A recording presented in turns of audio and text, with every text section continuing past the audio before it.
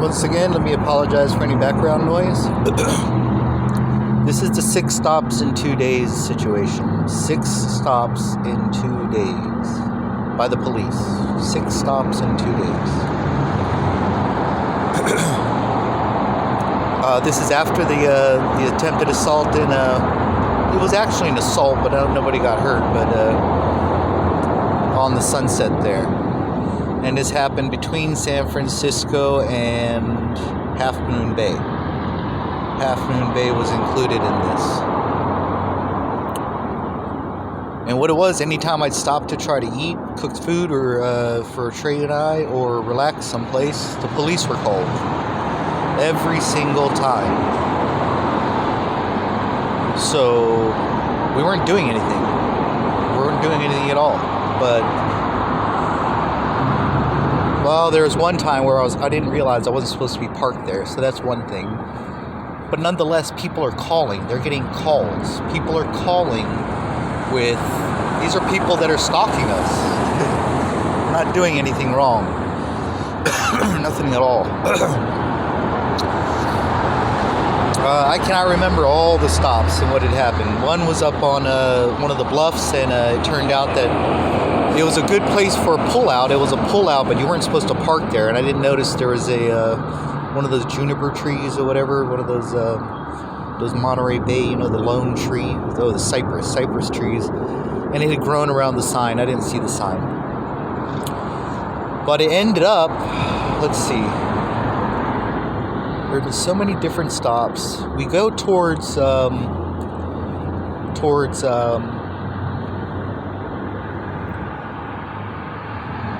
Moon Bay, and like I said, it's summertime. I don't remember if it was a school, but it was some sort of a public field. Nobody's out there. It's absolutely empty. There are some people jogging by and walking by and doing their thing, morning routine. It's a nice little suburban neighborhood. Beautiful, you know, it's up on a bluff a bit, but the ocean is not too far away. I mean, you could smell the ocean blowing in. But it's a big empty field. It's got a big indention, like a 30-foot drop into a nice big flat field. So I go out there, and I've got the yellow axe handle that I got from Gilroy, from most likely people that were working with the police that stole my laptop, and I believe Gilroy police got my laptop, and I'm sure they gave it to whoever has it now, which is good. Maybe they could see what Thomas did with my laptop, or I guess if it was them that had augmented it, but there was something wrong with that laptop. There's absolutely no doubt about it. Zero doubt. Anyway, I don't mean to get off topic here. So we're out there having some fun. I got a couple of tennis balls, and I got the axe handle, and because there was this nice 30-foot, 40-foot hill, basically, because you're down in the bottom of this thing, it's all nice grass, nice and flat, but the sides were these big, tall hills, and on top were these big sequoias and things like that. A tree doesn't necessarily like chasing after balls, but he does like short, kind of explosive things. So what I was doing was hitting the balls off the side of the hill and having him run after them while they're changing direction after they hit the side of the hill. Tennis balls, not hard balls, nothing dangerous, so never hit a tree, nothing like that. There were 6 different stops. Each one of the stops, there's no reason for the cop to be there. The cop was like, I don't know, somebody called and said something about this. I'm like, we're just sitting here. We're not doing anything. I don't know why you were called. So we're in a field by ourselves, me and my dog. We're visible when you're parked at the bottom or when you're coming up to the indentation, that big drop-off that we're at. The whole field is visible. The whole drop-off, that 30 or 40-foot drop-off, it's all visible. So I'm out there swinging the yellow fiberglass axe handle at tennis balls at a hill to my dog.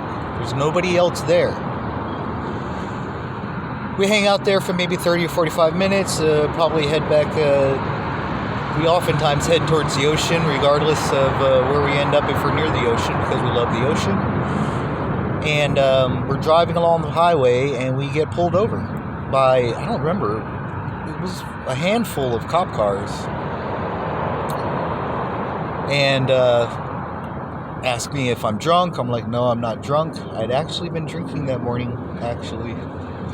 But I'm like, no. And I actually recorded this. I explained to the cop that this was the 6th time we'd been stopped, and I put my phone on the ground and pressed record. So I have this documented somewhere. Was I drunk at the time? No. But I actually was, if anything, to be quite honest, I think I had a bit of a buzz. Definitely more than either one of my stops at Colorado or Sacramento. Each one of those, I didn't have, the blood tests show I didn't have hardly shit in my system. I don't like to drink and drive. I know it's dangerous. That's the damn truth. And, but at this time I had, when we left there, I think I took a sip of something. Anyway, they asked me if I'm drinking. I'm like, or if I was drunk. I'm like, no. You've been drinking at all? So yeah, I lied a little bit. No, I've been drinking, no. I'm like, what is this about? I've been stopped so many times. Please allow me to set up my camera here because this is getting a little bit crazy. Every time I've been stopped, it's because somebody is called. There's no action. There's nothing going on. I'm just sitting there, or I'm cooking some food, or I'm doing something in a manner that's not like, intrusive to anybody. And he says, we got a call that you were standing in traffic swinging this yellow baseball bat at cars in traffic.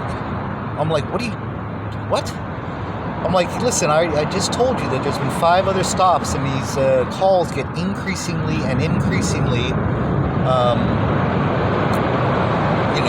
they're out of this world. And I think I mentioned to him that I'd almost been assaulted a few days earlier in the Sunset by 4 different people, in 2 different situations, and I try to explain to him that I'm being stalked. These are organized events by people they're organized. This is not, and they're calling you and telling you that it's me and all this. He says, can you show me the axe handle? I said, sure I can. I go to the back of the truck, get the axe handle out, and show it to him, let him know that I use it only for walking purposes, and if I would have to, but not to swing at nobody, never to raise at anybody. I don't want to hurt nobody. Unfortunately, it was at the time, my license was still good, but I think my tags were out. So he told me, I can't allow you to drive off. I said, look, man, I'm homeless. It's just me and my dog. I got to get back into the truck. He says, yeah, you can drive it over there and park it. He gave me the look, the look like, I know you're going to get back in and drive it away. But he also let me know that, of course, there was a risk to that. So it was probably a 45-minute long, an hour-long conversation.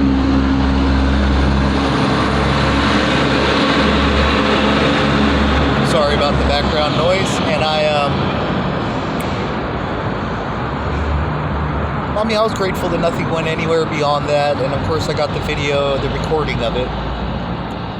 But I think the officer should have behaved differently after the 6th call, wasting their time. But I have a feeling they actually deal with a lot more of this than they led on to, and that it's really hard in all reality to be able to catch single stalkers. Like if you have a stalker, one person that's coming at you. But in my situation, it's an organized event, right? Church members, gang members, people that are bored. And I need to add this note. This is a very important note that has to do with all the events that happened in San Francisco. Now, I know that I'm obviously in a heightened state of awareness, so there's going to be a little bit of paranoia involved here. And when you consider the time, this was 2016, there were Uber and Lyfts all over San Francisco. There were more Ubers and Lyfts practically than people who own cars, practically. That's a bit of an exaggeration, but I think if anyone remembers, when Uber and Lyft first started, it was an absolute madhouse in San Francisco. And also remember that San Francisco is a big hub for tech, so it was crazy. But I am certain, without a doubt, that when some of these people, a lot of Asian folks, right? The Vietnamese are involved with this because of Reba and Vu, and the Filipinos are involved with this because of Auntie Gina O'Chally and the Cress, Paul, Gina, and Melody, right? And also remember that there was this thing with David and Victor trying to get me to call him a gook. Call me gook. I'm like, I'm not going to call you gook. I'm half Japanese. I got respect for Asian people. This thing about trying to make me look like I was a racist towards Asians of any background and Mexicans of any background. All of that is untrue. I love everybody equally. I try not to hate anybody, but you would think by now it'd be pretty easy, but I have integrity, a lot of it, and I'm not going to bend for somebody else's. That doesn't mean I played along with people at times, so there might be something here and there, but in all seriousness, anyway, these Uber and Lyft drivers, when they weren't having their fares, were also being used as, I guess you call real-time observers, following us at times. So anyway, the cop let us go. I jumped in a truck, got the hell out of San Francisco. I might have headed, I don't know where I went. Did I go towards Redding? Understand that when I went towards Fort Bragg, I was going towards Redding, not towards Fort Bragg. I was going to the FBI office, but I couldn't bring myself to finish the trip because I still don't know how my family's involved in this at that time. Oh, here we go. Hold on. Did I mention the Hells Angels are connected with this through Carmen Sue out of Davenport, California? Their second biggest clubhouse. You hear that?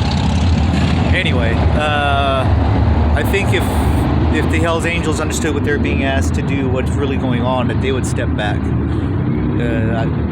Don't get me wrong, they're rough and tough guys. You do not want to mess with them, that's for sure. But most of them are more honorable than you would know, actually, from my own experiences.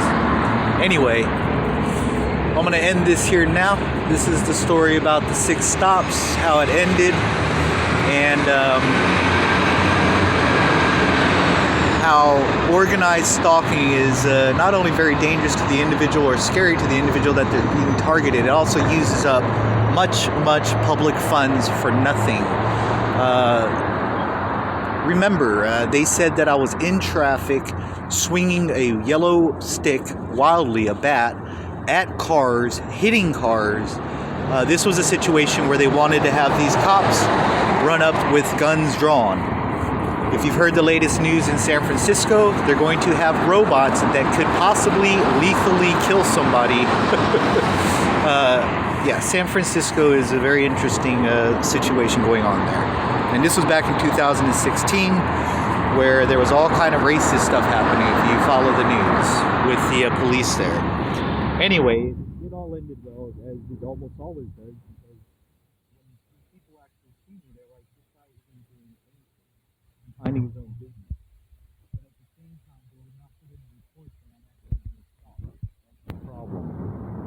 Hopefully that's changed, and hopefully people will hear my stories and understand that there needs to be some legislation here, how social media platforms are being used, possibly how workers at Uber and Lyft, most likely Asian backed, because I was being labeled to them as possibly some sort of a monster and racist. 2 hits. Either one will get some kung fu put on you, so I love everybody, and I'm half Japanese also. Most of my girlfriends were Filipino or part Filipino.